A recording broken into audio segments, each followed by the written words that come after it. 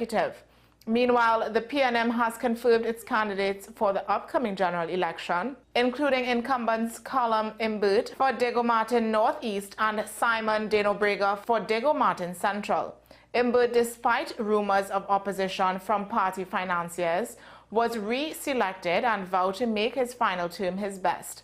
Media personality Hans de Veens was selected to run for Diego Martin West, and former Mayor Joel Martinez expressed support for Imbert's leadership. Police in Tobago have arrested 84 individuals, including a senior gang member linked to the Rasta City 7 gang, as part of ongoing operations under the state of emergency.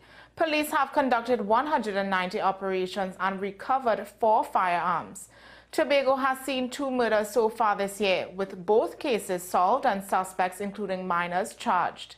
The island recorded 4 murders for the same period last year. The Brasso police station in Tabaquite is set to reopen next week, following the tragic death of 21-year-old Matthew Chancellor, who was gunned down during a robbery on February 15th. His father, Maxwell Chancellor, made a public appeal for the station's reopening after his son's death. Acting Commissioner of Police Junior Benjamin confirmed the decision, acknowledging the rise in violent crime in the area. Tabaquite residents had threatened protests if the station remained closed, citing an increase in robberies and violent incidents. Local MP Anita Haynes expressed regret that it took such a tragedy for the decision to be made, highlighting long-standing concerns over police response time. Internationally, a Delta Airlines flight crash-landed and overturned while attempting to land in Toronto, but miraculously all 80 people on board survived. The aircraft, which was traveling from Minneapolis, skidded along the runway before coming to a stop upside down. Firefighters quickly responded, helping passengers escape. 18 people were injured, with a few in serious condition.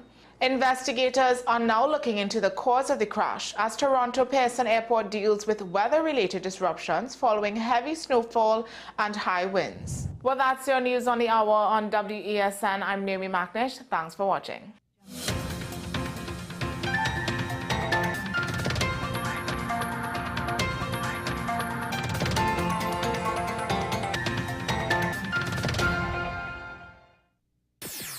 WESN.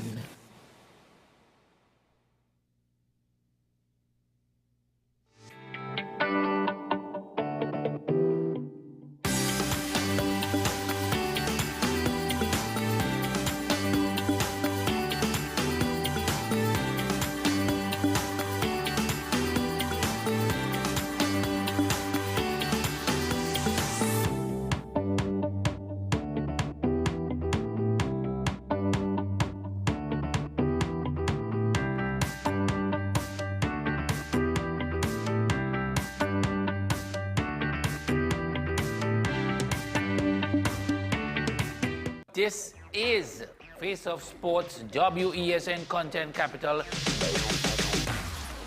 How you felt about the kiss on the lip? That's the business. I'm nothing to do with that. And I find that was distasteful. The national senior team, whether you like it or not, that is the model for all other teams to follow. I'm assuming that the regional requirement may be a much stricter requirement. This is not about Pro League and Super League. This is a league run by the Normalization Committee that I'm responsible for. Nobody expected FIFA to fund this arrangement. If we don't get a professional attitude towards this, we are doomed for failure. You break the balance, trip the leg, control the body. They ain't gonna stand put forever. Why you want the Chiefs to lose so? Why you want the Chiefs to lose so? They already have 2. Lamar don't Why? have. You're jealous because you know the Chiefs getting closer to the Patriots. Let's go to the last part. No, of the game. no. Let's go to the last part.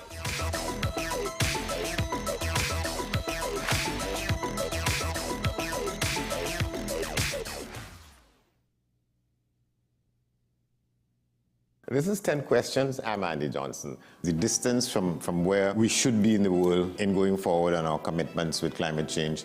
The effects of climate change that cannot be accounted for. It's called loss and damage. And we're seeing loss and damage happening so much more in this decade the previous decade. The principal term there was this question of the correspondent banking issues. That's why we're trying to build capacity with this country here, Trinidad and Tobago, and other countries in the region. Man is not showing any signs of stopping or even slowing down. More than half of the forest in Trinidad is already gone. All the plants and all the animals and all of the nice clean water and fresh air and everything had to be on this planet for humanity to have a chance. We have small change when it comes to countries that can take decisions, and when they speak, the world listens. The General Assembly is a very democratic forum. And Trinidad and Tobago has the same vote as Canada, in spite of the obvious difference in size.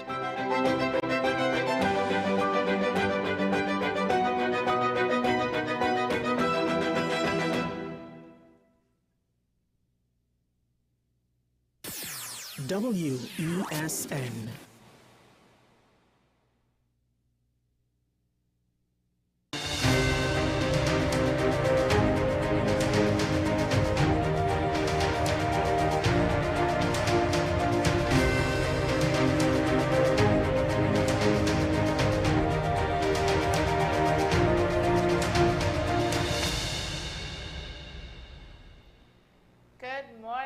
Welcome to AM Prime. I'm Naomi McNish. And I am Jada McLeod. And this morning we have some we have an exciting show ahead. Let's just say that. Jada, how are you this morning? I am doing, I'm sleepy, but I am doing well. How are you? Of course, I'm good as well. I'm very excited for this first conversation. This is a continuation from last week, Friday. We had Gregory Fernandez here discussing the AI revolution and where Trinidad and Tobago stands in this rapidly evolving space.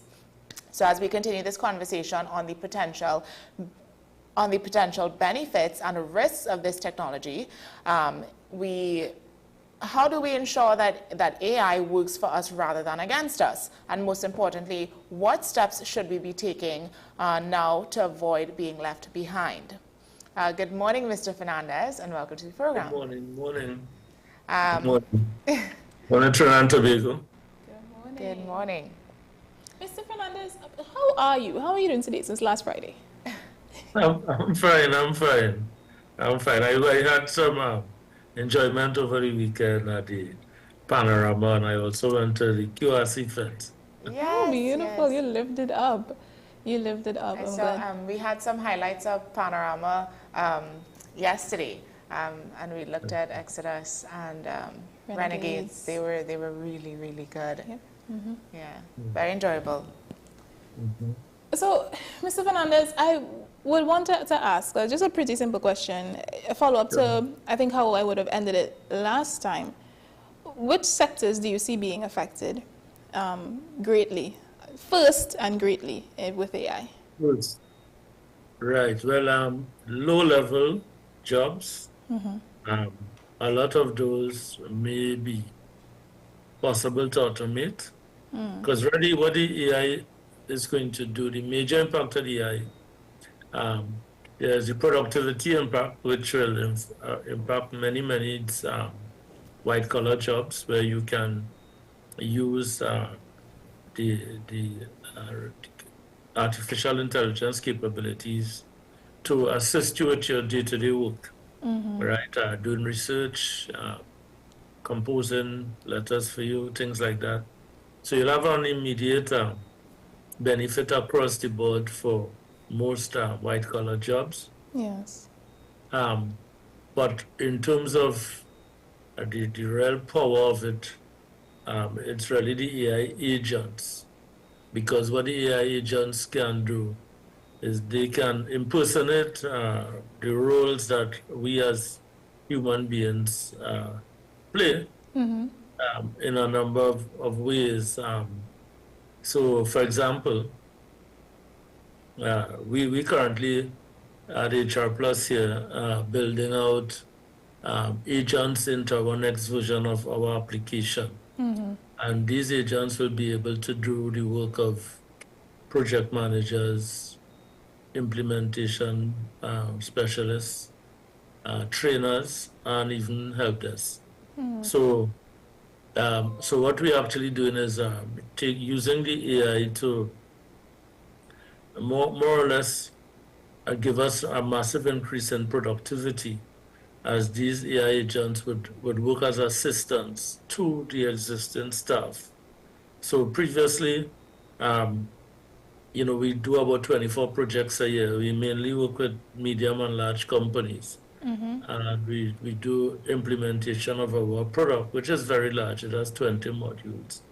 And so we couldn't handle, even though I have 75 staff, we couldn't really do more than those number of projects. But with the AI agents being operating similar to the staff in a number of areas, handling a lot of activities they do, we can now scale to hundreds of projects per year. So using this, has it made any job obsolete in any way? It has changed. It will change in nature of the jobs, right? So certain tasks that you can train the AI to do, those certain elements of those would now be handled by the AI agents. Our staff will primarily be introducing new customers to the use of the AI agent as system with the implementation. And my staff will only intervene where they are redirected to my staff, because you may meet situations where the AI is not trained to handle, and therefore they have to refer back to the staff and so on. So what it does really is allow you to scale at a significant level. Now, for example, in a BPO, for example, now they have a lot of low-level stuff they do. Some of them do very technical, high-level stuff. So in those where you have a lot of basic low-level stuff, I can see the possibility of training the AI to take over those functions, and therefore reduce the need for certain call center operations, and therefore those would be jobs that may vanish through AI. But AI could be deployed across every industry. AI could even be deployed to help with crime, right? And just to clarify, you said you use the term BPO. Can you just clarify that for our viewers, please? All right, so there's business process outsourcing, right? Where they have call centers and so on, right?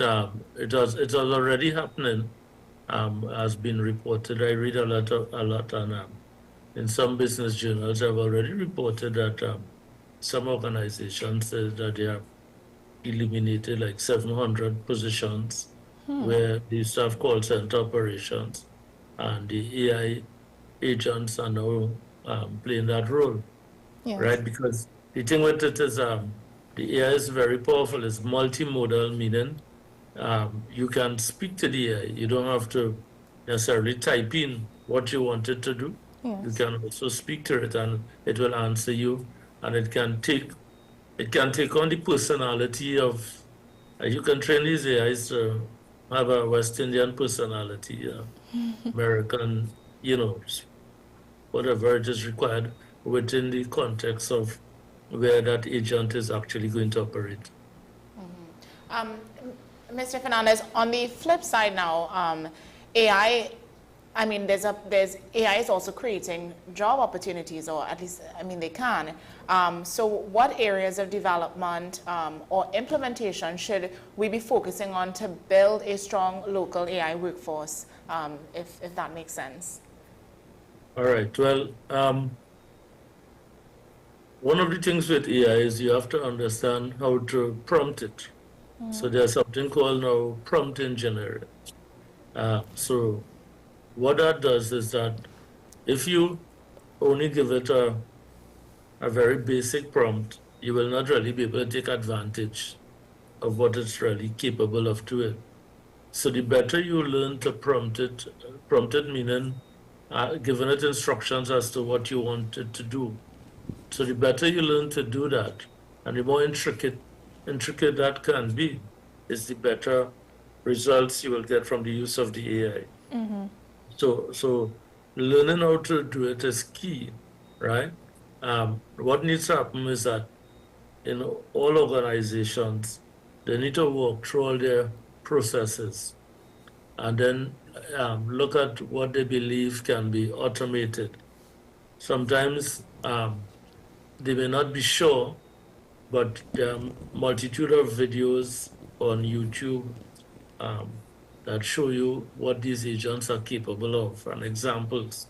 So a good starting point for an organization is to do some research as to what the capability of these AI agents are, and therefore what within your business environment you believe it is possible to have an agent automate that task, right? In most instances, it would help your staff to be more productive, and whereas they maybe have been handling a certain number of interventions of an item that they can automate per day, with the support of the AI agent, you might be able to escalate that to, like let's say it was 25, you might not be able to escalate that to 100. And the economic benefits of that you would enjoy. I want to talk a little bit more about the idea of trust in AI, in these types of technologies, especially with us here in Trinidad and Tobago. We already have such a, I don't go there, you know, I don't trust that, I don't deal up with that when it comes to technology in itself. Now we're introducing the idea of generative AI technologies, which is a step further. How do we build trust with our population to be able to use this? Well, the thing about it is the AI is trained, right? So now the data sets that is trained on is what influences what it will output, right? Now, if you're using closed models, like from OpenAI, from DeepSeek, or what have you, the closed versions, in the sense that it's not, you have not used an open source one that you train yourself. There will be a lot of things in there that would have been curated to give you answers in a particular way, right? But if it is that you want to train it on your context, your environment, and so on, that would require interventions to train the AI, and then it would give you responses according to that data that it has been trained on, right? So you can restrict what a particular AI model can provide to your staff, to the public, to your customers, and so on, right? Now, some people, they are bad actors. Yeah. And some people will use the AI for nefarious purposes. Yes. Right? Because AI can impersonate people. You can take a photograph of someone and go into one of the video models, for example, and ask it to portray that person in a particular way. It will restrain the portrayal based on its own training, and then you can ask it to lip sync text that you have written up onto that person and have them saying things that they may have never said, right? Yeah. So a bad actor could use that. We have the elections coming up, and it hasn't fully started yet, and we're already hearing certain type of race talk and all sorts of things. And the AI could make that whole situation worse. A lot worse. So do you think our public has the education? Sophistication. Sophistication, to use that word, to understand AI's potential? Because it's already here. Let's not lie to ourselves. It's already here. Do you think we're ready for it? Well, many people are using it in their jobs, and I am aware of that. To help them do a number of things. Yes, we can take advantage of it as it is out there. But as I said, we also need to be wary of persons who are using it to take shortcuts. There are people using AI to do their schoolwork, right? And trying to pass exams. Now, up to this morning, I was reading an article where Microsoft was saying that AI is dampening the ability of its staff to be creative because they're adopting a lazy approach. They're going to ask AI to do everything for them and not thinking through things on their own, right? And they're picking up that that is impacting their creativity. And it will also reduce your ability to do certain things yourselves. I remember when I was in school, that's many years ago, I had to learn up to the 26 timetables, right? To do common entrance. Yes. And what happened subsequently when calculators came, you see people using calculators in the exam and all of that. So I would have an advantage because I can calculate figures much faster than many persons who use calculators because of the training my mind had. So similarly, when you use AI to do all these things for you, you are going to also, if you don't use it judiciously, you can fall back with certain skills that you should have as a person trying to develop yourselves. I just want to go back a little bit to something Jada said with regard to people being hesitant toward AI. You know, I don't know what that is, so I don't want to really involve myself in it. But what about I'm not too worried about that because I remember my ex-wife. She took very long before she started to use a cell phone, right? And now you can get off the phone. Yes. No, but I mean, so this AI is driven by these big tech companies, right? So OpenAI, Google, Meta. Meta. Yeah. So, I mean, if is there the possibility of a smaller nation like Trinidad and Tobago participating in AI innovation rather than just being a consumer of these foreign technologies? Well, what I'm saying is that most of them have closed models, but DeepSeek, which was put out there as open source, meaning that you can download it, see how it is trained, modify it, and so on. That gives you the ability now to develop your own stuff, right? And take and participate in the revolution. Because what was promoted was that you needed, tons of money, billions of dollars, US dollars, and otherwise, to really be able to train these models and so on, and to take advantage of this revolution. But what has happened now is that there are many, many open source models, more than the closed source ones, that are available. And if you do the research, you can then use these to make an impact, to take it and train it and build it. And the thing about AI, it has trained on all human knowledge, but what you can do is have smaller models that are trained in a particular field. Yes. So you can have an AI based dealing with medical stuff, one with petroleum engineering for Trinidad, teaching, education, yes. So you can have very many models dealing with specific knowledge areas, and that is how you will really get to. You can use it for agriculture, for this, for that, it helps. The good thing about it is that it helps with research, and coming out of the research, allowing you to make breakthroughs and advances and so on. When we talk about how the drawbacks to AI, I think we touched on it earlier, when it comes to people creating like deep fakes and all these different things, how difficult is it for AI to be regulated? I mean, I think bodies like the UN, UNESCO, all of these places have published certain the challenge is that in the global environment, because of geopolitics and all of that, you have one group saying it should be regulated on a global basis, and the UN should be the center of that. Yes. And you have other countries who feel that, AI is going to give them this huge advantage for them to dominate aspects of the world, that they don't want to be part of that. They want to be able to do their own thing without constraints. So, that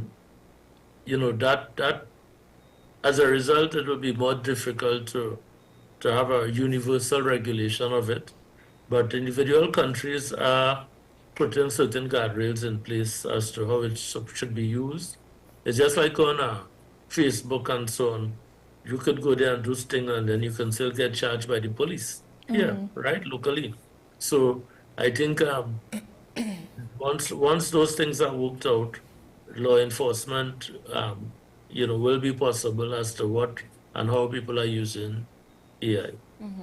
I just want to touch again on what you said before with the open space AI, open source, sorry, where, just to understand that a little more. So using open source, you can then kind of create your own, it becomes like your personal AI. Your right. own version of the AI, yeah, that's right. Yeah. Because you actually get the source code.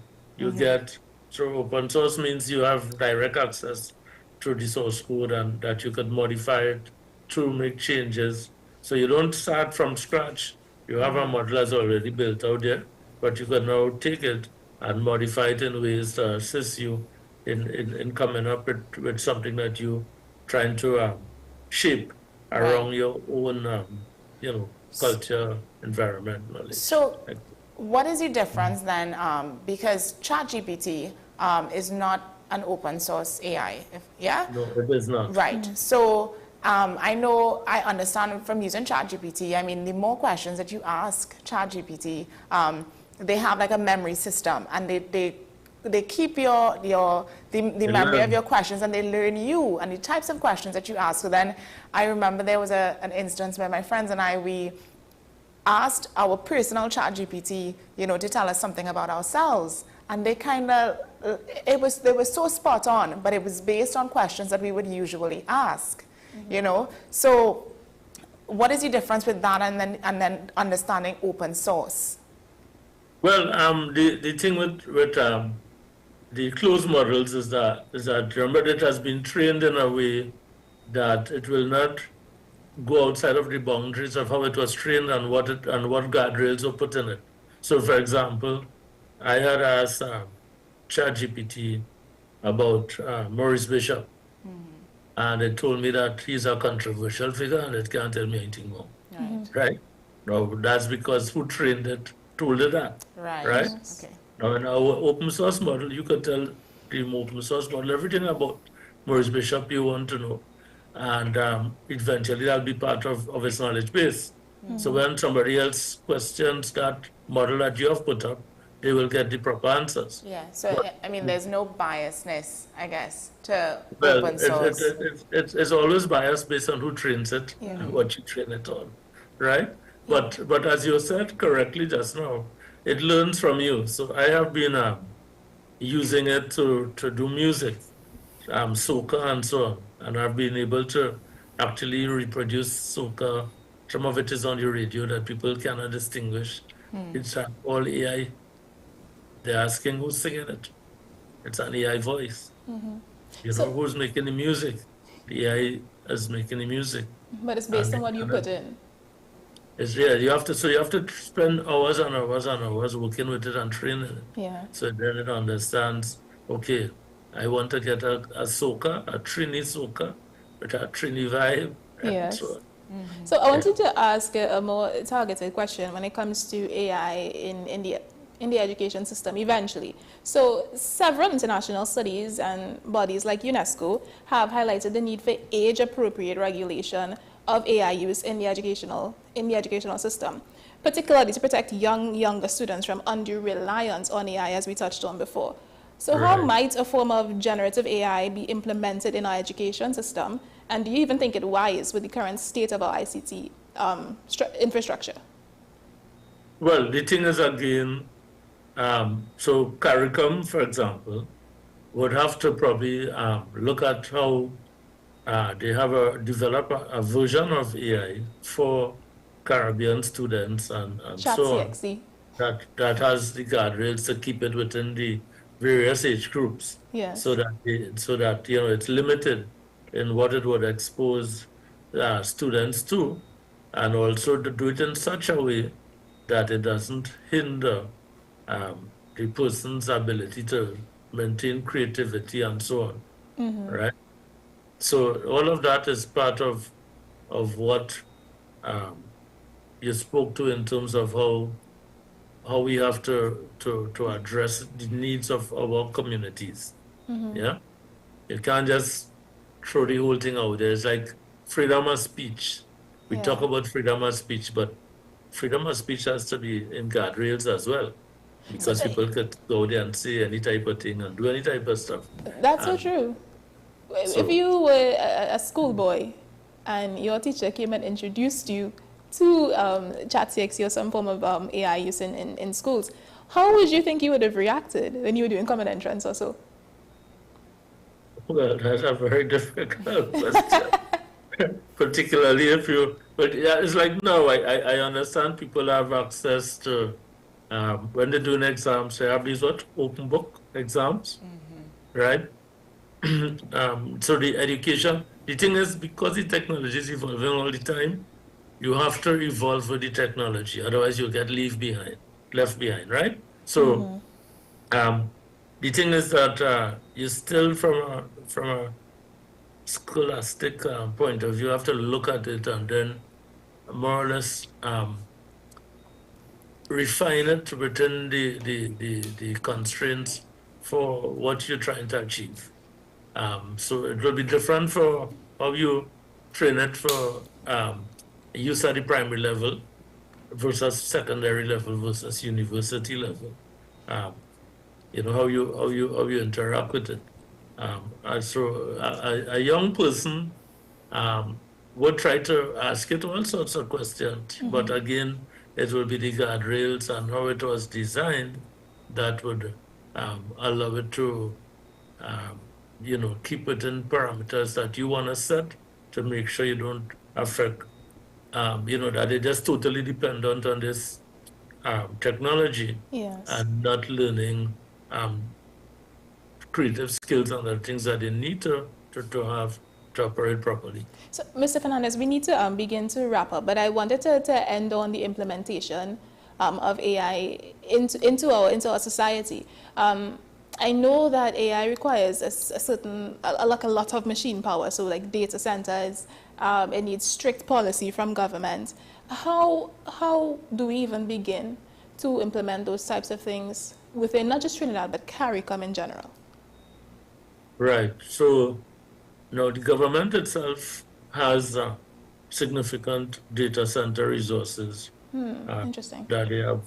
In fact, the government IT infrastructure runs on local infrastructure that they have commissioned with companies like Fujitsu, right, in Trinidad. So within that environment, they can, I think the first thing is they have to come up with a full policy framework for how they see AI, you know, and how it can be used. And I think it should be done CARICOM wide because we are small island states.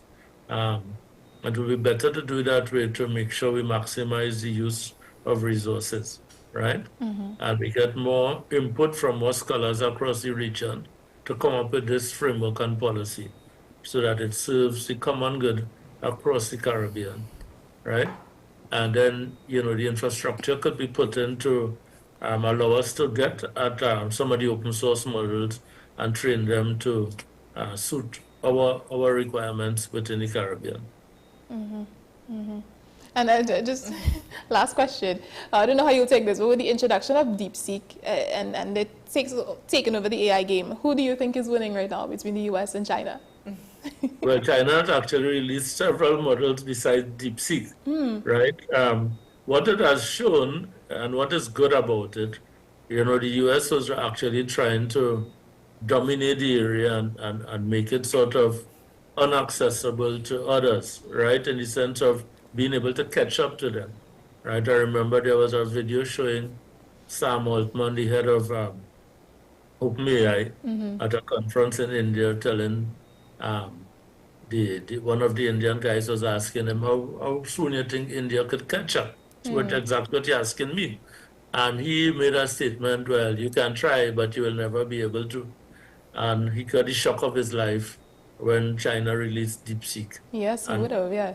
Right? So it has broken that perception that only these large governments with, not countries, sorry, and companies with all these huge resources, because the thing about what DeepSeek did is that they were able to train it on much less expensive equipment. Yes. Right? And since then, the method they used, right, which was more brain and software programming power than machine power, many persons in universities and countries are now getting onto it big time because it's open source, and they are now investing in building out AI for themselves, and they're without having that type of expense that they were trying to portray that that's the only way you can keep up. Yes. So it has made a huge turnaround as to how this thing is evolving, and I think it's for the better. And now it's actually forcing some of the big companies to drop their prices for using the AI, and also open sourcing parts of what they have, because once you open source, you have many more people to contribute to development of the tool, and the open source community will probably outgun, so to speak, the closed source models, because they have so many more contributions that can be made by so many more organizations, individuals, universities, and so on. Yes, I appreciate that perspective. Yeah, well, Mr. Fernandez, we do have to close off here. I think Jada can carry on this conversation till Thy kingdom come. But thank you so much for joining us again this morning. The conversation was definitely enlightening. Yeah, it was knowledgeable, very. So yeah, I think the next thing you need to speak to is how the AI and the robotics. Yes, I actually had a few questions on the AI robotics, and you mentioned quantum computing. Yes. Yeah. So we might have to have a part 3. Sure, no problem. But thanks again. And the title and pack of those are going to be very, very significant when you combine the AI and those technologies. Yeah. Yeah, so we'll definitely have a part 3 soon. Sure. But we do enjoy the rest of your day. Thanks again. Yeah, and we are going to take a quick break, and when we come back, we're going to continue on with our conversations this morning. We'll be right back. Stay with us.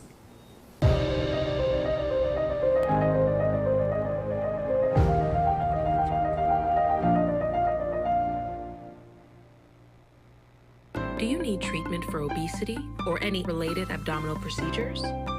The community hospital now offers minimally invasive laparoscopic surgery done by an American-trained, board-certified surgeon with over 20 years' experience. Give us a call at 235-5479 for more information. The Community Hospital of Seventh-day Adventist, where good private health care is affordable.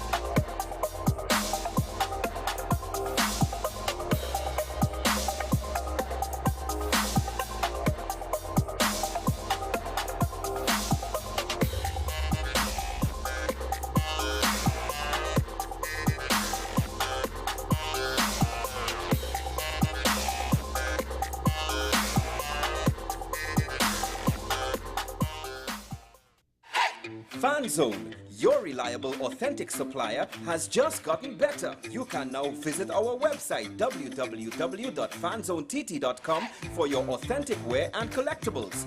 The only place where you can use both your Visa debit and credit cards. Visit our website fanzonett.com to make your purchase today. Every word, every line, every paragraph depicts a real moment in someone's life. A father, a sister, a mother, a brother.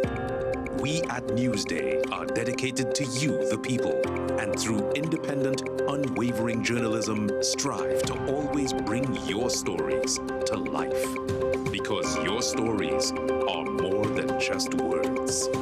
Newsday, independent and credible.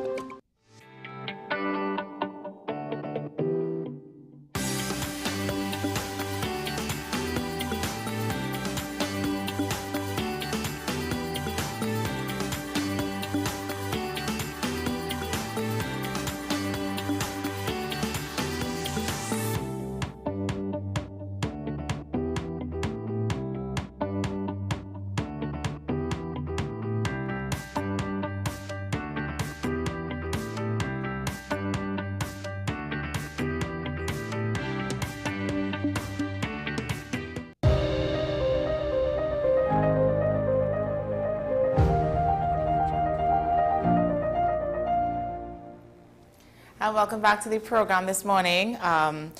This morning we are shining a spotlight on an inspiring entrepreneur who has been making a significant impact in the local food industry, Rachel Rennie Gonzalez, co-founder of D Market Movers Limited, Farm and Function TT, and Market Movers Design. She has been recognized as one of the Anthony N. Sabga 2025 laureates of entrepreneurship. Through her business, she has championed farm-to-table initiatives, supported local farmers, and created innovative solutions to improve food security and sustainability in Trinidad and Tobago. Today, she joins us to share her journey, insights on entrepreneurship, and the importance of building a resilient local food system. Good morning, Ms. Rennie, and welcome to the program. Good morning. Good morning. That was a long intro. Well, you've accomplished quite a lot. And you deserve a very thorough introduction. So thank you. Thank you. Appreciate it. So, Ms. Rennie, can you just take us back to the beginning? What inspired or sparked your interest in food systems and entrepreneurship?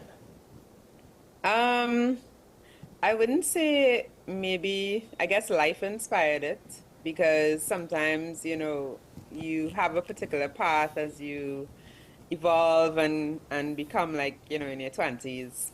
So when things don't work out the way you expected, you're sometimes thrusted into an environment where you have to survive. And I think in that survival mode of just finding a living and things like that, David, my business partner, and I started this company where we would, he used to bring fresh fish from Las Cuevas, and I had my brother, my family's in agriculture. Would have fresh seasoning, and we would make up these bundles for our co-workers. I worked the night shift at the bank. That's where I met David. So, that's where it all started, and we realized, people didn't have access to, they're busy working, they're working in the day, they're working in the night. They don't have time or access to, get the freshest ingredients. So we wanted to just bring that closer to the customer, to give people the best stuff, that you want to have fresh fish or fresh local ingredients, not something that was imported from halfway around the world and doesn't have any nutritional content or high enough nutritional content. And these are the things that, really inspired us, helping our customers get access to the best ingredients. And we have customers who are differently able, elderly, who live abroad in order for their families back here. So they send food remittances. And we just sort of stumbled into that online digital space in agriculture because, we couldn't afford a brick and mortar store, and we saw that people were going online. This was in 2009. And we would have seen it in other first world countries, well, in, like the US or the UK. And eventually we knew like online would have, filtered down into the Caribbean. So that's what we did. We built a website and we sold fruits and vegetables on the internet. So, Ms. Gonzalez, I actually read that you are a Providence Girls alum. Yes. Yes, I went to so am Providence. I. Yeah.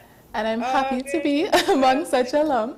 But I wanted to ask about your success. Was there a defining moment where you said, yes, this is it? This is my success. I'm sticking with this. I'm going with this because I'm actually making a difference. What was that moment for you? I think, well, one, it was kind of when my parents were just like, oh, okay, this is real. Yeah. And I know it sounds kind of silly, but I guess when you're in that developing phase, you sort of need that encouragement and validation. So I think my family, my network, my friends, were all very encouraging. And having a business partner as well, it helped balance some of that. So I think when, getting those validations, but not from, everyone, but from persons you look up to or you respect or communities that you respect, I think when people, when you have that network and community, it really makes a difference. Can we let's talk a little bit about farm and function. I know that's used to reduce food waste and so can you just get into it a little bit and just like tell us, what impact has it had so far since it's been running? Yeah, so Farm and Function is a range of locally grown frozen fruit products. When we looked on the shelves, there was only imported berries and, strawberries and blueberries. And we just felt like Caribbean people deserved Caribbean ingredients, local ingredients, and have it all year. So strawberries aren't available all year, but it's because they freeze it and they extend the shelf life where we're able to sometimes enjoy, berries out of season. And then, from different sides of the world, we get ingredients. So I think with the frozen fruits, it came out of Market Movers. So it was one of our customers who ordered online and, she called us and said her husband was diagnosed with cancer. And this was way back. This was maybe 9-10 years ago. And, that he had to drink smoothies. And we were like, okay, sure. She's like, could you cut up the fruits and freeze it for us and bag it up because I won't have time because she has to take care of her husband and whatnot and the kids. So, we were just like, what is a smoothie? Like looked it up because back then, we know punches in the Caribbean, right? So we saw that, every week she was buying this frozen fruit, blending it up. She was eating way more fruits because she's drinking her fruits and not, a lot of people are busy, so they don't even have time to sit and eat a whole slice of melon or something. So I think that's how the company really started. Because we know the benefits of digital and marketing and attracting the customer through telling your story and engaging with the customer. That's how our packaging, when we looked on the shelves, it only had imported like big brands, right? Yes. So if we were to go on the shelf, we would have to compete in this sort of deeper waters. So that's how our packaging is beautifully designed. It's frozen fruits. We have pawpaw, pineapple, passion fruit, mango, guava. We just recently launched dragon fruit. So we have a blend available in larger sizes in the bulk stores and then in the retail stores in the frozen section, we're there. So we also sell out of the Market Movers as well. So I think frozen fruits, now when you look at your blender, it now has a smoothie button, right? So that's just to show you how that segment, the health food segment, has sort of grown and evolved. And so many farmers, they struggle to get their products into mainstream retail places. Does your work, or how does your work help to bridge that gap?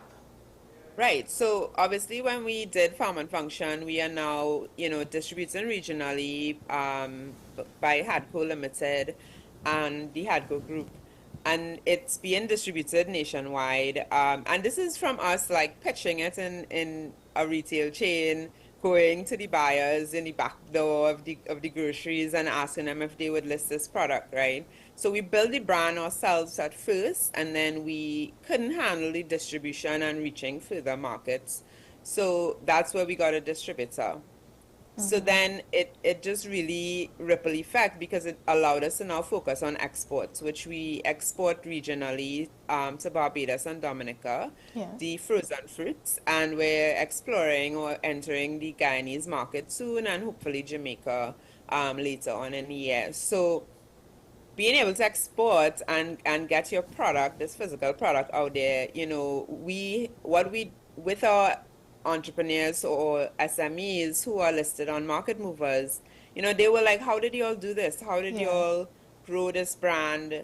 We've kind of started at the same time as you, or around the same time. And we're seeing how you've grown the brand. And I think that's how we started Market Movers Design, where we started helping SMEs and food businesses specifically with their branding, their packaging design, their marketability, and their compliance, which is a big part. Food safety, to enter global markets, you need to have food safe products. So all this became this evolved, all our motto is we'll work for food, because in every context, we're working around local food systems in the Caribbean, where we really have this vision of, where food in the Caribbean can go and grow, right? During the pandemic, when we couldn't bring in as many imported foods, our supply system helped a lot, right? We helped feed. We've sold over 1 million pounds of local food on the internet, right? And this is one small segment. So I think it's how do we evolve our food systems in the Caribbean so that we're much better protected against things like global pandemics, political shifts, and all these things that can affect tiny islands like us. So do you see food tourism as something that eventually we can use as a giant source of revenue for the country? Oh my gosh, yes. So, I mean, after Market Movers, before Farm and Function, we would have co-hosted a monthly farm-to-table dining event, right? Where we were selling online and we wanted customers to experience local ingredients, right? That, we were supplying like some hotels and restaurants with local bell peppers, sweet peppers, colored, beautiful.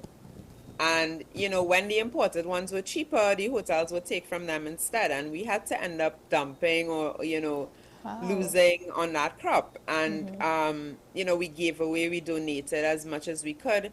But what that taught us is that, the consumer wasn't, our palates had changed. There's all these franchises, these food franchises now in the Caribbean. And, food has evolved, right? Yeah. So because our palates has changed, it sort of reduced that demand for, healthy, fresh ingredients, right? So we decided to have this dinner. We would do it once a month. We would have it on a farm sometimes with Chef Sonia Siniswi. We've worked with Chef Jared Marquez. We work with a lot of young chefs, and helping them as well challenge themselves to use local in their cooking, right? Chef Bridget, and there are a lot of chefs that are going back to those sources. And we had that event for about 5 years, and I think it really did have an impact in helping persons become more aware of, we had things like dehydrated pawpaw seeds, ground as black pepper, instead of, the imported. We used different ingredients to season things. We had a German chef who lives here. She ended up cooking. She wanted to do sauerkraut with purple cabbage. But we didn't have purple cabbage. Yeah. So she used sorrel to dye green cabbage to create the same dish. That's so innovative. Yeah, these are really innovative ways that we can highlight our food systems, and which will attract persons from all over the world to come and experience something that, actually supports the local economy. If you look at travel now, it is also evolving. People are becoming more responsible in which parts of the business they support, and you see it with bigger chain brands in the tourism sector, building back that community and that love. So it's an important and exciting time, I think, for things like food tourisms, for us to innovate. You look at things like Stashini Bush in Jamaica. People come from all over the globe just to eat one meal there. Yeah. And then, of course, they're going to stay in the country and support the local economy. So I think this is how, I think food tourism can really shift things in the Caribbean. I mean, so all of this is very, very exciting to hear about, to know that these things actually are happening. But after 16 years of the market movers, what's next for you, or do you have any projects on the horizon currently? Yeah. So my dream, well, before I started the company with David, my parents told me I had to go to college. So I actually studied international relations and wanted to work in the UN. And of course, you come back home and you don't get that job. I was volunteering at the YMCA, so that's how we really started. Out of necessity, I needed to, get an income. And I had this degree that I couldn't really use. So now I actually consult for the UN and other food agencies through my experience to help other SMEs across the Caribbean, food SMEs especially, grow their branding, enhance their compliance, their digitization. And I think there's so many layers within, the entrepreneurial ecosystem that if we want to grow, the Caribbean, this is, I think, how you do it, right? And food is a great sense of security for any country. I think in the end, all we care about is that we have something to eat, right? Yeah. Or family is close to us, right? So these are the things that really matter when things become a little overwhelming globally. Yeah. So I'm excited about continuing my work throughout the Caribbean. Obviously, winning the Anthony Sabdo Award has sort of thrusted me into, really, accomplishing something as the highest entrepreneurial award in the Caribbean. It's a huge validation, right? And this is from peers and persons who are much older than me or who have way more experience than me saying, you deserve this achievement, right? And it's very exciting. Etienne Charles is actually, I went primary school with him. He also won for arts and letters. Yes. I won for entrepreneurship, and it's just kind of insane, receiving this honor. Like this beautiful full circle moment in a way. I wanted to touch quickly on, not without sharing too much, some of the business strategies that you would impose from the market movers design. Can you share just like one of those things that has helped you to scale the business and sustain your companies over the years? Right. I think learning and applying is a fundamental tool. Everything I learn, everything we learn, we apply it very quickly to our business. So and we apply it quickly so that we can pilot it, test it, see if it works, and then if it doesn't, like squash it real quick. Yes. So I think that pace can be very daunting to some people. But it's almost like you're building this thing, right? This brand. And it's how do you shape it and mold it into something that feels good for you and your vision and your purpose, right? So those are just fundamental things that we do. We will try something, pivot. Well, I don't really like the word pivot, but, we would innovate, and I think innovation is a great word. I mean, I was on the panel of, you know, a competition years ago. You know, it was a big deal to be a judge. You know, I barely had a business. Well, I had a business, but it was just figuring out things daily. So being that judge and seeing that innovation and seeing all these great ideas come in from the country, I was like, you know, it's like, okay, there's so much more than just partying in Trinidad, you know, and Tobago. And I'm not saying partying isn't bad, but it can, you know, sort of distract the bigger purpose, right? So I think when, you know, you see that being, these ideas coming in, I'm like, oh my gosh, some of these are like my thoughts, and it would be great if, you know, there's more entrepreneurs that we can relay with and talk to. You know, when we started our business, I would go and ask like business people advice, and they would be like, no, you know, very guarded, or they would give you like a piece of it. And I think in an SME community, you build this trust and this network, right? With any community, it starts, you know, even if it's a family. And it's just some few key entrepreneurs I've sort of grown with and evolved with. You know, and I've seen that ecosystem build out. And now today, I mean, an entrepreneur like me can win $500,000 in, you know, like from a prize. And for your company to access something like that, it's growing, it's scaling. And I think sometimes it doesn't always come the way you want.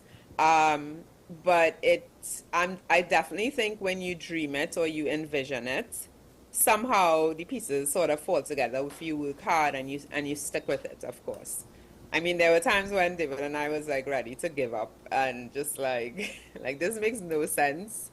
But I think our customers always kind of brought us back, and they would say, you know, no, we need the service. You know, we had customers, you know, who are differently able, as I said. So to be able to, you know, support them and really make a difference, it feels good. And I think that's the value that you should be looking for in anything you do, where you're helping other people live a better life, because in turn it sort of relays back to you, right? So so Ms. Rennie, we do have to wrap up, but I just want to end on this note. So you would have said, I'm quoting, love your business, but don't fall in love with it. Can you expand a little bit on that and tell us why is that so important? So I think at the time, I mean, just David and I actually were a couple when we first started the business, and there came a point where we were like, okay, do we do the business or do we have a relationship? And we both were like, let's do the business. And I think the reason why was, you know, when you're in love, you know, you see all the best parts of something and you're all enamored, and you don't really see things clearly. So I think at that point was when David and I was no longer in love, but yes, we did love and care about each other, but we cared deeply about this business. So it was, from the moment we did that, it was like, okay, we needed to end a relationship so that this could grow. You know, that's something that was kind of keeping back or holding back the business. And it was, you know, us having a clear vision to see what the problems were, you know, why wasn't the customer reordering? Is it the packaging? Is it this? And customer feedback, all this stuff, you know, we use that as a tool to, you know, and if I didn't love my business, I wouldn't have seen those holes and those gaps. I think if somebody really cares about you, they want you to improve and get better and be your best self. So I think, yeah, that's really what that phrase meant. I was actually going through that transition of, you know, being in love to really loving something on a much deeper level, which was, you know, the company and who we became by servicing our community. And to see where it is right now, how does it feel? If you could wrap it up in like one word to win the Laureate Award, to win the Instant Young Entrepreneurship Award, to speak at TEDx Port of Spain, what was all of that like in one word? It feels seen, you know. I feel seen. I feel like the things I always felt about myself people are finally getting and not seeing it as a threat or that I'm, you know, being too excitable. No. But I think I use that motivation to sort of, you know, make sure people saw what I was trying to say and communicate. So. I love that. I love having you as an alum from Prairie Girls as well. Yes, of course. So yes, and really, of course I want to give back and give back to those communities and those foundations that helped me as well. The Youth Business of Trinidad and Tobago, I'm now a director on that board, and they gave us our first startup loan like in 2009. You know, so they trusted us. Since then, I'm now a director helping other youth in business.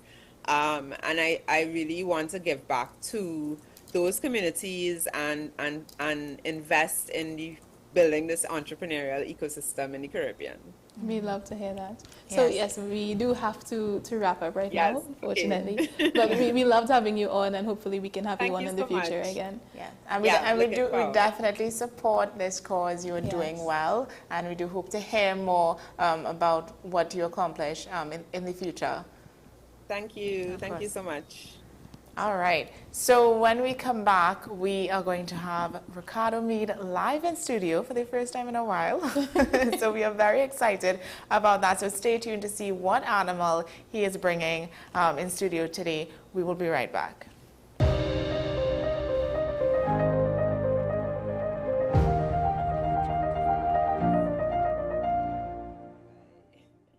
My name is Dr. Stephen Carroll, the CEO at Community Hospital of Seventh-day Adventist, and we are committed to making good private health care affordable. For all your medical needs, including dental, radiology, laparoscopy, behavioral and mental health, along with many other services, contact us for more information at 235-5479. Community Hospital of Seventh-day Adventist, where good private health care is affordable. FanZone, your reliable, authentic supplier, has just gotten better. You can now visit our website, www.fanzonett.com, for your authentic wear and collectibles. The only place where you can use both your Visa debit and credit cards. Visit our website, fanzonett.com, to make your purchase today.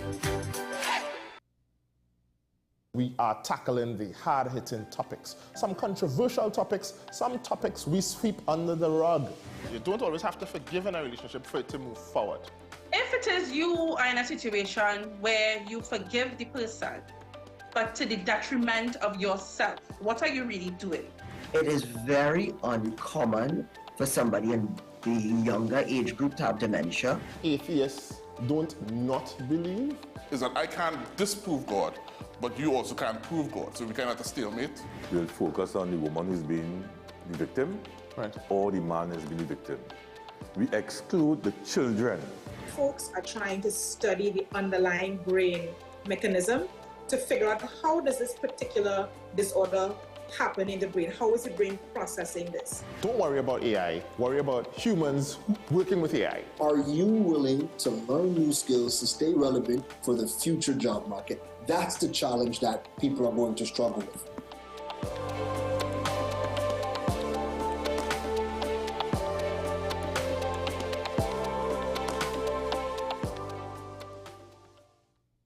You are watching Strictly Legal on WESN Content Capital. Just give an overview of what exactly is that split arrangement. And it's now you don't need to register nothing. You don't need. We can do that another time. But then it becomes a hit, and then everybody starts to want to claim. The laws that predate many of the independent countries' constitutions are going to be those colonial laws. We know there are an infinite amount of circumstances that would lead to a murder. I have a great idea and I have a great concept, but until it's actually expressed, it does not become intellectual property. Accomplishments or targets of a forensic accountant is to quantify what may have been lost. We believe in different criminals and we manipulated the law and we exploited the system. A responsible journalist will reach out to the person who they have the information on for a comment.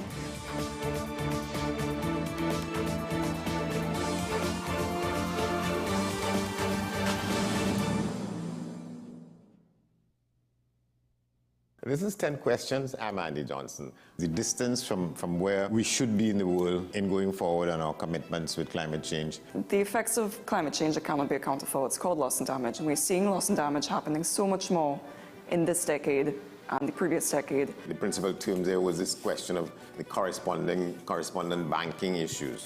That is why we're trying to build capacity with this country here, Trinidad and Tobago, and other countries in the region. Man is not showing any signs of stopping or even slowing down. More than half of the forest in Trinidad is already gone. All the plants and all the animals and all of the nice clean water and fresh air and everything had to be on this planet for humanity to have a chance. We have small change when it comes to countries that can take decisions, and when they speak, the world listens. The General Assembly is a very democratic forum. And Trinidad and Tobago has the same vote as Canada, in spite of the obvious difference in size.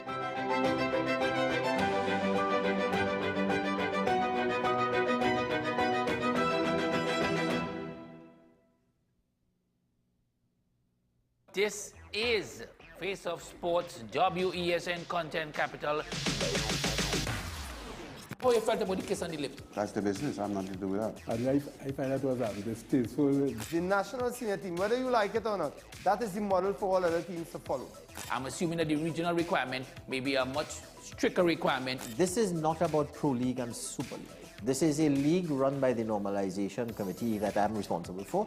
Nobody expected FIFA to fund this arrangement. If we don't get a professional attitude towards this, we are doomed for failure. You break the balance, trip the leg, control the body. They ain't gonna stand put forever. Why you want the Chiefs to lose so? Why you want the Chiefs to lose so? They already have two. Lamar don't Why? have. You're jealous because you know the Chiefs getting closer to the Patriots. Let's go to the last part. No, of the game. no. Let's go to the last part.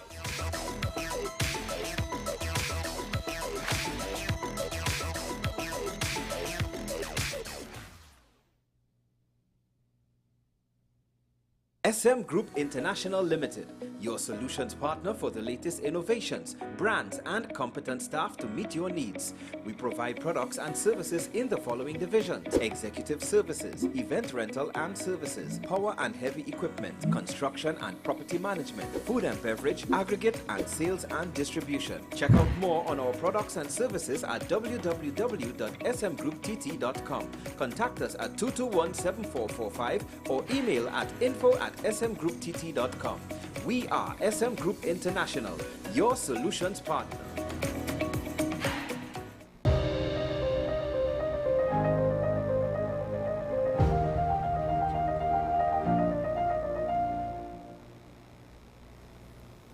And welcome back to AM Prime this morning. We have a very exciting segment. It's one that we have not had in a while. A friend of AM Prime back here with us this morning, Mr. Ricardo Mead. Good morning, Mr. Mead. Good morning, ladies. Good morning. Good morning to our listeners, viewers, followers out there in the www. Yes. Nature is full of creatures, some of which we rarely get to see close up.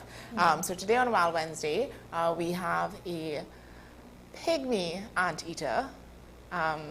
Not sure, well, actually we don't know anything about these small, tiny anteaters. So Mr. Mead, can you just tell us, share with us, what exactly is a pygmy anteater and why is it called a pygmy?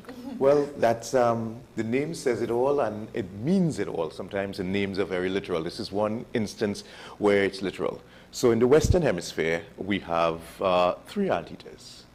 The greater anteater, which is the envy of everybody, the big woolly looking creatures that we see in South America. They're quite popular in Guyana. In Trinidad, we have 2. So we don't have that giant, we have 2. We have the lesser anteater. So you have the greater, you have the lesser, and then you have the pygmy, which is with us here today. And the name, like I said, the name says it all and describes it all quite accurately. The lesser is our matapel, or the lesser anteater that we have here in Trinidad, more commonly seen. And then we have this guy here, which is the pygmy. A pygmy in anything, in any species of animal, even people, means very small. So there are pygmy people in Africa. We have a pygmy owl, and there are pygmy ducks, and you name it. There's pygmy goats. always tiny and all the reaction is, oh my God, it's so cute. Yes. So get ready for your moment right now, ladies, as we're going to bring out the pygmy anteater, and of course the reaction is going to be... Oh, he's cute. As expected and on cue. Yes. They're small, literally like the palm of your hand. There we go. And, but it is an anteater just like the others, and it shares a lot of the same features. It's also known as a silky anteater because if we had some good sunlight in here, you'd have seen that silky color on his coat, very golden type coat, and also called a pomy one. Many people would have heard of that, and they say, "Now you're acting like a pomy one." Well, this is the creature that saying comes from, because it literally would be found in mangroves and trees and so on. They just sort of cuddle with its head down, eyes covered. So they're very shy. Very shy, reclusive creatures, really like a pomy one. Yeah. So Are the they name. native to Trinidad and Tobago? Yes, very much so.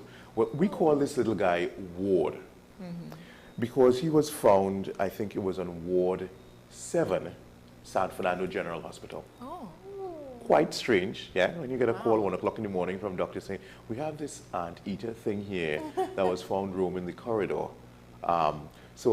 We determined that he probably went to the hospital to get some treatment because he has a very strange injury on the tip of his tail. It was what we call degloved. It's something like try to bite him or eat him, capture him, or even possibly a human there, and in his attempt to get away, his skin and some of his flesh was removed from the tip of his tail. So that is still being treated. It seems like one of those, what they call like a diabetic sore that just would not heal. Yes. And so it seems to be very much ongoing. So we're gonna have to have a reappraisal and re-examination of that wound and probably come up with a different course of action for treating it. And the aim is that hopefully, as soon as we see some progress with that this creature will be released. Right. Because our fear is that if that degeneration of his tissue continues, that he will lose his tail. And as you can see, he uses that tail. Yeah, it's a prehensile tail, just like the other anteater we have, so he uses it to hold on. And without it, he will not be able to survive. So we are very much big on the important thing is when we put animals back into the wild, yeah, we can release him. Any people can say, yeah, we released it. Yeah. But is it survivable? Is it going to make it? And that is most important to us. Is he in any pain? Any pain? No, it doesn't seem so. No pain whatsoever. Total good function, normal functioning and so on. Eating like a little demon. He's eating great. So what do they eat? Well, anteater. Though they eat ants, they will probably try some uncles and cousins and so on like that there. Okay, but termites, they're their favorite food. Termites. Yeah, so I can't get out every night and hack enough termites for this guy. Like the bigger one we have will eat about 10,000 termites a night. Wow. Yeah, but in their behavior, they will not destroy a termite nest because, okay, if I destroy the termite nest today, what am I going to eat tomorrow? Yeah. Okay, so it's as Mother Nature in her balance, sustainable. You know, there's a word we're now cluing into and everything. We try to be sustainable. A lot of it is fake, but Mother Nature is truly sustainable. That's why we've been around and we continue to be around. The fly in the ointment of Mother Nature is human beings. We come and Mother Nature designs this way and then we come and mess things up and then throw it off. But we have a special formula that we had to prepare for other anteater, and she has taken to it. And I think she has gained some weight with it. I know you're not supposed to talk about weight and ladies, but we think it's a lady also because of the pelvic region and the hip area. So she has done quite well. But that tail just, you know, like I said, it's like a diabetic, so it just would not get to the point where we satisfy that it's not going to go down. And so she's going to go back to the doctors and we're going to reappraise it, and we have some consultation with some foreign vets who've had experience with these, and then we're going to come up with a solution for that issue with this anteater. What is Ward like? Pardon me? What is Ward like? What is it? What is he like? She's going to touch her. Go ahead. Let's get wild. It's Wednesday. Go ahead. Just a quick touch, because if she thinks you're being too rough with her, she will strike you with those claws. Oh, why would you say that? Before we talk about her striking, I just want to know, how does she eat her food? And is it like a kind of a prey type where she has to hunt for her food, or? Well, in the wild, what would happen is that, well, they're nocturnal. Right. But the strange thing is she has these, excuse me, tiny beady little eyes. Yes. So they don't rely on their sight, per se, more on their sense of smell. Okay. Okay, so the termites and the ants that she would seek even deep in the ground, she doesn't have to see them, she would smell them out. And she would approach the nest, and her front claws are quite sharp and powerful, just like in the bigger ant. So she would use that to hack into and dig into and bust open the termite nest. The termites come out, now who's messing with us? All angry. And she has a long tongue, and sticky tongue, and she just slurps them up. Okay, so she can't bite you, her mouth is too small, but she can definitely slurp up something as tiny as a termite and other ants and so on. The way we feed her is that from we started with the other one, we created a special formula, which takes a lot of things to go in there to create the proper balance. And we know we're doing it right because our other anteater, we got a tinier than this. She was in the palm of our hands because they killed her mother. And so we had to create an infant formula and progress it into a formulation that the adult can consume. So she's consuming it at home, and this one is consuming it also and doing just amazing with that formula. But it takes a lot of work to do that. It starts off with 100 mealworms or superworms.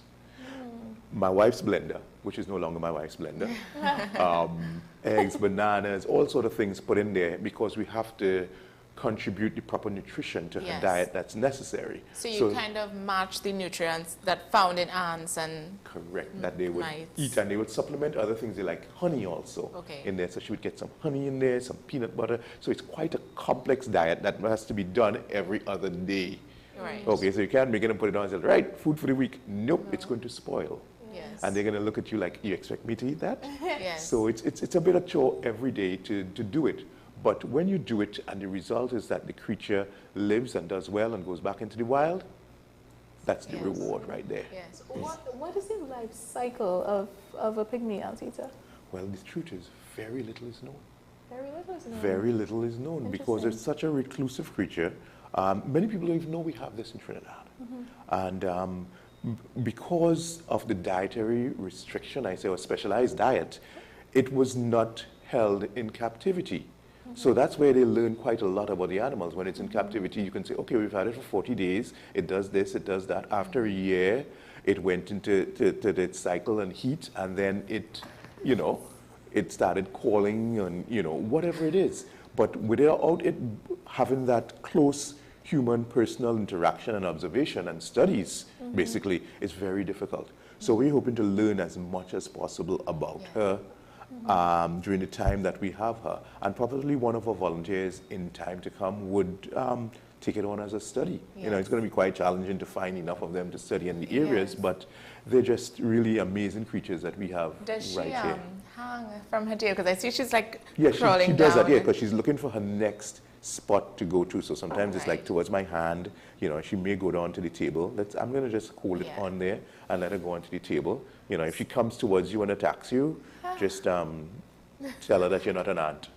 Oh my gosh. So let's get back on that striking comment, right? How does she defend herself? Well, there's a perfect time there because you can see the front claws there. The same claws that she uses to dig open. Yes. Okay, so the right word really is defending herself because that's all that she would do. She would never go after you. Yes. But if you grab her, a predator grabs her, a person grabs her, those claws, see it right there? Little hook. And you think that is so cute. A lot of times her action is actually telling you, leave me alone. Right. So we had a case where we had one some time ago and we were getting ready to release it, and one of the volunteers, oh my gosh, I love them, they're so cute. I said, be careful, that creature can be very dangerous. And he's like, no, I have dealt with them before. And she stood up on her hind legs and raised and was doing this like, okay, Kung Fu Panda style, leave me alone. And he was like, oh, it's so cute. And he put his hand forward, see a sort of thing like that there. And she came down, whap, drew blood instantly.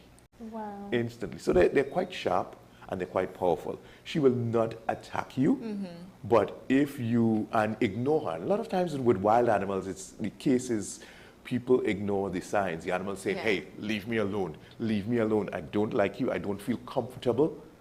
And of course, we as human, we're big and we're bad, and we go forth with our will. We try to impose our will on them. And then the result is, the most popular saying on the internet, no, mess around and find out. Yes, yes. So, I mean, on the topic of defense, is the color of her fur kind of, because it blends in a little bit with the tree bark, so is it not a type of a camouflage? Correct, because she wants, when she's during the day sitting in that tree, for you to walk past her. Yes. Right, so she blends right in. So a wonderful place to see them is the Winston Nanan Bird Sanctuary. Okay. That was formerly Caroni Bird Sanctuary. And when you are lucky, because you don't always see them, you will see one or two sometimes. Right. So you see slippery surface is giving her a little bit of a challenge, but she's still moving forward. And we'll get this there, make sure she does not take the plunge. That's the kind of plunge we want you to take at all. And she has a beautiful stripe on her belly there. It's such an amazing creature. So yeah, in the bird sanctuary, when you're lucky, sometimes you will see one up in a tree. We've released at least 8 of them in the bird sanctuary. So they do find themselves in strange places. And it's important at this time because the dry season is actually now upon us. And with that comes the fire season, which is a terrifying time of the year for wildlife rehabilitators, rescuers, and a lot of animals. Because already I'm seeing our hills on fire, smoke. I mean, I had to literally dust out my car that I left open yesterday for a short space of time, the amount of ash. You know, and you said, well, ash, that is like back in the days. We don't have sugarcane anymore. We're not burning sugarcane anymore. So what we're burning is our ecosystems. And these creatures get displaced a lot. I've seen them burnt. I've seen them shot. So this dry season, those fires, when you set in those fires and you think it's just bush, little guys like these perish. Yes. They get hurt and they die. Yes. So it's good to be mindful. Are they solitary animals or they find in groups? Yeah, pretty much. Solitary. Okay. And they have their sense, the sense of smell. They will find each other at the right time for mating, which we believe, according to the big ones, is actually a slow process. Yes. So it's a slow reproduction process. So that means that when you lose these animals, we are losing a lot in our ecosystem. A lot of our mammals, their gestation period is long and their reproductive cycle is extremely long also. So we have to do our best to protect them, else we will end up losing them here in Trinidad and Tobago. How are they as parents? Like, are they some of the animals that they just have the child and then they go? Yeah, the babies, no. Well, mammals on the whole take care of their offspring. What she would do is, and we've seen this because we had one already, the babies cling onto her or onto her back as they get bigger. So they're birthed and then they hold on to her and they would feed off her teats or nipple. And as they get bigger, they would be on her back. And at the right time in their life, they would branch out literally onto branches and go about their business. So if I was to encounter, anybody was to encounter a pygmy anteater near their house, so what should they do?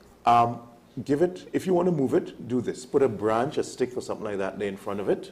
Okay, avoid contacting because, okay, I'm doing this because I'm literally a professional. I know how to do it and react to the actions and so on. But put a branch or a stick and you can put it just somewhere safe.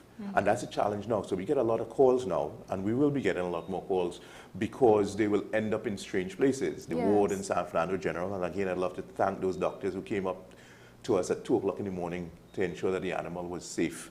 I believe it's probably a cat or a dog attacked it that caused that tail damage. And but they will flee to homes because usually houses are safe areas. So the bush around, you burn the bush, you set the fire during the evening, and then burn it next, so you're destroying his home, so it's coming to your home. So it's not coming to hurt you or attack you, it's just trying to get away from the fire. And you know, literally they will scramble away. They've been found in cars and engines. They just want safety. That's what it comes down to. So please stop burning. It's time to learn. Stop the burn. Stop destroying our creatures. What is some of their main predators? So what are the animal that goes after the anteater, the pygmy anteater? Well, we would have to basically put that against the environment it's in and the animals that exist in that environment. So in a mangrove environment, you would have various hawks, right? Birds of prey that could swoop down and grab them up, from the common black hawk, gray-lined hawk, even a peregrine falcon may go after it. In the forest, you have creatures like the tyra, and even an ocelot would go after this. Will be great food for a little ocelot or even a big ocelot, because also their timing also. Ocelot is nocturnal, this is nocturnal. And then, of course, the ultimate predator, hunter, killer, doesn't understand what they're doing, humans. Humans. So Go ahead. No, but just do they have a sound? Do they make a sound? I've heard a little sort of sound, you know, but other than that, no. Pretty much quiet. And I'm still trying to determine exactly whether if the sound was an oral sound or a mechanical sound from it just kind of scratching on something. Right. Yeah, but pretty much quiet. It's just, you know. So right now it's technically her bedtime. Yes, it is her bedtime. And she's, you know, like I'm saying, I'm still looking at her. I have a feeling that she's, you know, a little, you know, fluffed up, but we got to get on the scale today and determine, because what happens in captivity sometimes with animals, when they have an easy food source, it's very easy for them to gain weight to their detriment. No, they would probably eat the same amount in the wild, but she would probably cover more than 1 kilometer of browsing and walking in the night. In captivity, it's very difficult for that to occur. So the balance of caloric intake and caloric burn is off, and so they start to accumulate fatty tissue very quickly, or fat between the tissue, and it can become detrimental to them. So we have to look at that, and then if we have to even now manipulate the diet, reduce the amount of peanut butter, for example, that would put additional calories in there, give them no access to honey, that sort of thing, even the banana, control that. So it's not just, hey, feed them this and it works that way. We have to look at that and monitor their diet very carefully all the time. How long have you all had her? Possibly short of 7 weeks now. Oh. Yeah, it's such a short speed. Probably even less than that. Probably, I would say probably closer to 5 weeks. Now, we have her admission record, so we look at that and see. But the first couple of nights would touch and go with that tail, and at least we're not getting the odor from it anymore. The odor from a wound means there is some necrotic and infection and so on, so we're not getting that. But somehow it seems like it seems a little more in terms of progression. So we have to be very careful that it's not a sneaking sort of infection that would just, you know, make the whole bone and tissue, everything fall off. That's the worry and the concern with her right now. Are these anteaters endangered in any way? Nope, thanks. I actually want to touch her, but... You just hold the stick. You can hold the stick and then you can touch it. Yeah. If she comes to one hand, switch it to the next. And so on. Let's get a little interactive here. Sure. Okay. Yes, so are they endangered in any way? See, that's part of the problem we have in our country. We have so much wildlife and so much biodiversity that it's hard to keep track of them. Nobody is out counting them. Nobody's checking and seeing, okay, when it burns, you know, in a mangrove region, how many of them possibly die and stuff like that. They're not a very common creature. They can be found in a wide range from, like we said, mangrove to deeply forested areas to even semi-forested areas. That's how they would end up close to people, right? Yes. See, that's a good thing. That's a good exercise. Keep you on your toes, literally right there. You know, if you fall asleep, then you will find out. No, she won't attack your hand even if you do. She gets close to your hand. So I know that the viewers aren't seeing it, but she has like, it's fingers almost. I thought maybe just like one large claw, but it's fingers. Yes, it's actually about 3 of them in the front, a big main one in the middle and 2 smaller ones on the side. Yes. And her feet go, they kind of turn back. Right, because when she is walking, she would not want to walk on the claws. That will damage them and dull them. So she sort of turns and she has these pads under her feet and she walks on that. Smart creature. Right. Yes. So what we'll have is that for comparison, what we will do is bring on the bigger one, the Matapel, on the next episode. So there is that understanding of, wow, this one was here this week and this one, right?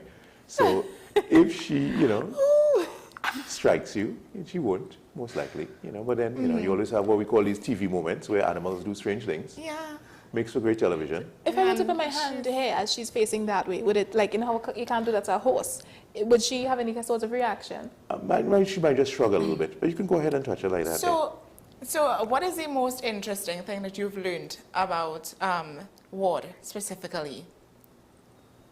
Ward, it's strange because we do not interact with her, and she has, for the moments that we have to interact with her, accepted it quite well. Yes. And it's sort of, I guess it's sort of the way the creature is, because it's not a predatory creature, and it will only become defensive if it feels threatened. Yes. So when we do subtle examinations, we try to do as subtle as possible to examine and check for her on her body condition and her tail. We have to medicate that tail almost every other day. Yes. She's quite tolerant of it. very, very tolerant. So it's really an easy creature to deal with that way, but extremely difficult to keep in captivity for an extended period of time because of that diet and that specialization. I have a feeling she likes that iPad. And I know you're not seeing it clearly as the viewers, camera isn't picking it up, but you would think that if the fur is very scratchy almost, it's incredibly soft. Yes, it's incredibly soft. Oh, look at it. Yeah. Oh, she's having a bowl. She is having a ball. You go, Ward. So, yeah. So, and quite in contrast to the other one, the less anteater, or the matapel, their fur, the shock that everybody expresses when they touch that one is that the fur is so coarse, very, very tough. And you would imagine that being a bigger anteater, and that would go after ants that dwell in the ground, which are usually biting ants. Yes. That is very important for her protection. So you can't be cute and cuddly and dealing with the bad guys. You have to be a little tougher. Yes. And that is what she is, definitely. Can these anteaters be pets? Not at all. No, okay. Not recommend. First of all, okay, you can give it a home. What are you going to feed it? How are you going to feed it? Yes. And as I expressed before, we go through hell to produce food every other day for this animal. It's quite a lot of work, and a lot of resources go before that. The food is the easy part. We have literally 20 colonies of mealworms and superworms that produce literally millions every year now. And we've had periods of times where we've had die-offs in those colonies, and it has been hell to get enough food to feed her. So now we have to go into the bush and start chopping down termites' nests, and it still is not enough because we can see the weight loss. They would lose weight quickly because it's such a high protein diet. When they're not getting that level, they would reduce body mass very quickly. So we have seen that. So we have upped, and we are going to up again to now 40 colonies of mealworms and superworms to ensure that we can produce enough food, because not only the anteaters, we have lots of birds. That's the main thing. Birds eat it, monkeys eat it, squirrels eat it. So we have lots of creatures in rehabilitation that rely on this food source. But this one is the most critical. The others, the birds can eat other fruits and stuff, most of them. But these guys will only eat that food that we prepare, or go into the bush and collect termites. Either way, it's a lot of work. It sounds like a lot it, yes. of, human time getting it ready. Well, you're counteracting the terrorism that humans have done. So I guess it would be a lot of work. Yeah, because again, even if the animal doesn't burn, and you burn the forest and you burn the termite nest, that's their food source. Yes. So it's a lot of damage being done out there by these fires at this time of the year. It's like Jenga, everything is like affecting the other. Correct. Nothing is in a little silo. It's not encapsulated. Everything is connected. And with each day, when you think you know so much, you find out another connection that makes us more grounded. And the sad thing is, people who are supposedly more intelligent, more educated, try to isolate themselves from their ecosystem. Yes. And that is when they get more sick and they have more problems and they try to figure out stuff. Look at the animals, understand more the way they live, and it's going to be better for us. Okay, much better for us. Look at how it's really important to understand your ecosystem, and we're lucky in Trinidad we have so much. And that's our problem. We have too much. If we had 2 animals, they would have been on our national stamps and on this and on that, and everybody would know it. Yes. We have more than 100 species of mammals. Wow. People not And going I to know think that. that's the next thing. I mean, we have so much, but I don't think it's spoken about enough. There's not enough education surrounding knowing how much we have here in Trinidad and Tobago. Yep, because it's challenging in a way, and before now it was bush things and for bush people. Now we're realizing this bush thing is a great eco-tourist attraction. People love the opportunity to come here and see something like this. You're not going to see this in North America. And to see this in South America and even Central America, you have to take plane and boat and kayak and canoe and donkey. Right here in Trinidad, you just literally 40 minutes from the Hyatt is the Winston, Nana, and Caroni Bird Sanctuary. and you can have one of the most amazing ecotourist experiences there. That, along with so many others. There's no in Trinidad that you can't get in 2.5 hours. And that makes it an amazing ecotourist destination with about 7 different forest types. So from turtle watching, bird watching, looking for mammals, looking for reptiles at night, different amphibians, we have it all here in Trinidad and Tobago. And that, my friends, is foreign exchange waiting to be tapped into right there. Right? So you can see the prehensile ability of the tail. That's what it uses. We also call it like a monkey tail. It's its 5th limb, so it doesn't fall. So even if it grabs onto a branch and the branch breaks and or the leaf falls, the tail helps it literally to stay grounded and keeps it from getting hurt. So it really is an arboreal creature that does a thing. So she's getting a share of exercise today. We try to let her get out in the evening to move around as much as possible, but it's difficult because it requires constant monitoring. She will find herself inside of a refrigerator up next to the compressor. She will find herself inside of a car, inside the dashboard. I've had a case where people have had to take apart a car dashboard to get one out. She is everywhere. They are quite slippery creatures. Every chance and space they get to move, they will. So she is actually moving quite a lot, which is good. Again, because like I said, we have a concern. I have a concern about her not moving enough. Yes. So her next enclosure, temporary enclosure, is going to be quite large to give her that opportunity to literally do her circles and movement, and then from there, release into the bird sanctuary. So what else would you want people to know about her before we close? Well, like you are with your red, black and white, she also, for her passport, shows a red, black and white. She's a true Trini. These are some of the creatures we have here. Do not attempt to grab them. Again, if they come towards your home and so on, they use this sort of method, use a branch, a broomstick or something, let her hold on to it there, and then you can get her into a box to be safely, see that there? See the strength and the power? Safely relocated. Yes, that is the strength and the power. That is what they call what? Core strength. You have tremendous core strength. Yeah, it's an amazing creature, and you're going to see them come into your homes and in strange places, even walking across the road. Please do not hurt these creatures. They are absolutely harmless unless you're a termite, you know, and even if you're an ant, she's not going to eat you. Yes. So let's love them and appreciate them, these amazing creatures that we are gifted to have here in Trinidad and Tobago. Of course. Well, I think I heard a sound, like a squeak. I don't know. It could be the nail. But I think I know it's Ward's bedtime. So we do have to wrap up now. But it was such a pleasure to have you as well as Ward on the show this morning. We've learned so much about these little Pomi-1 anteaters. Hi, Ward. There you go with it again. That's lovely. A pygmy anteater, you guys. A pygmy anteater. Well, thank you, Mr. Mead, for joining us on the program this morning. This was definitely, I mean, for not having Wild Wednesday in quite some time, this was definitely a very exciting way to start back. And thank you all very much for having us, and we hope to continue the education. That's what it's about. Yes. You can't love what you don't know. Yes.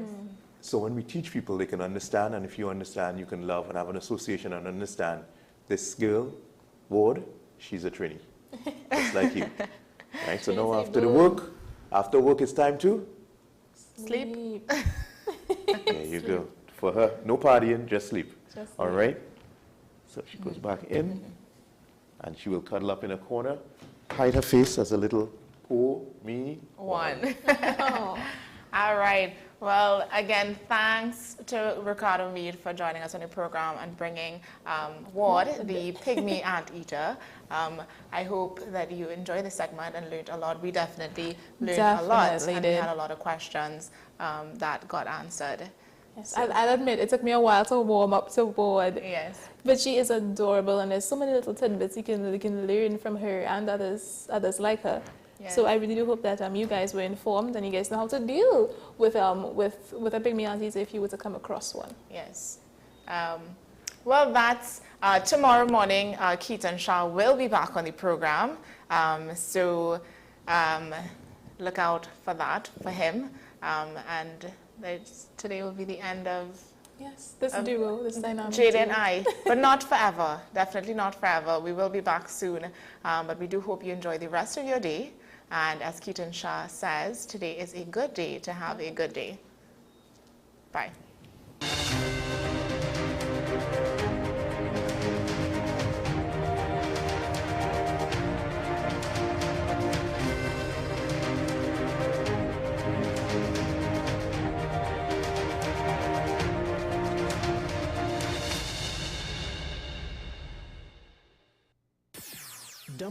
WESN.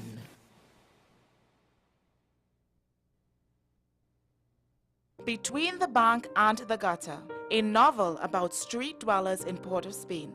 This is a book to make you both laugh and cry. Above all, it takes you to that special space that only street dwellers know. In this moving and riveting human interest story, Harry journeys from insanity to sanity while living on the streets of Port of Spain.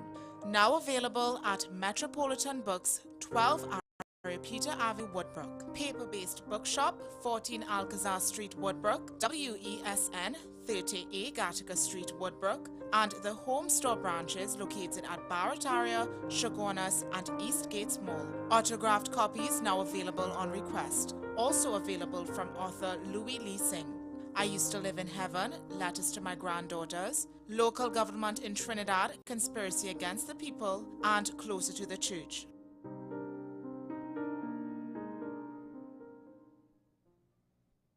Folks, we're back and better than ever. Your show have always appeared to be a show that is focused on going to the cause or looking to the cause. We hardly ever talk about the white collar crime though. We always talk about the ones